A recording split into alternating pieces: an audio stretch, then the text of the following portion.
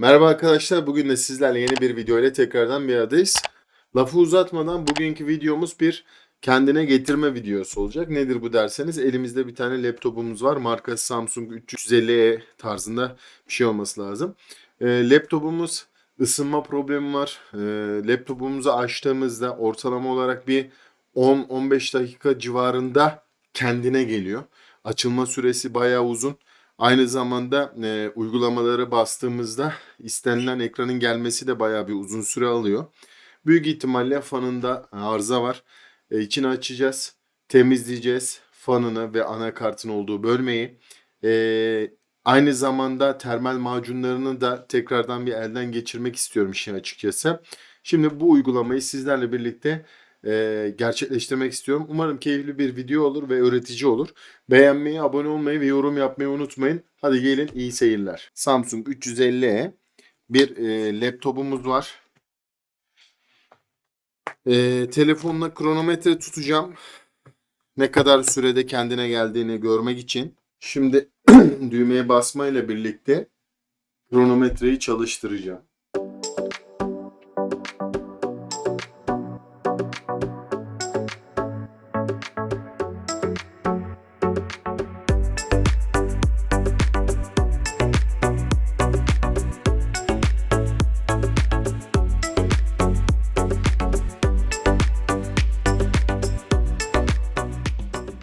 Bir dakika 35, 1 dakika 40 saniye oldu.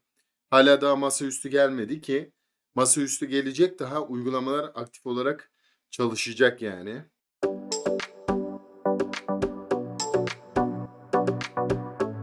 Evet, 2 dakika 30 saniye ile masaüstü geldi. Şimdi tabii geldi ama hala daha zaman göstergesi dönmekte.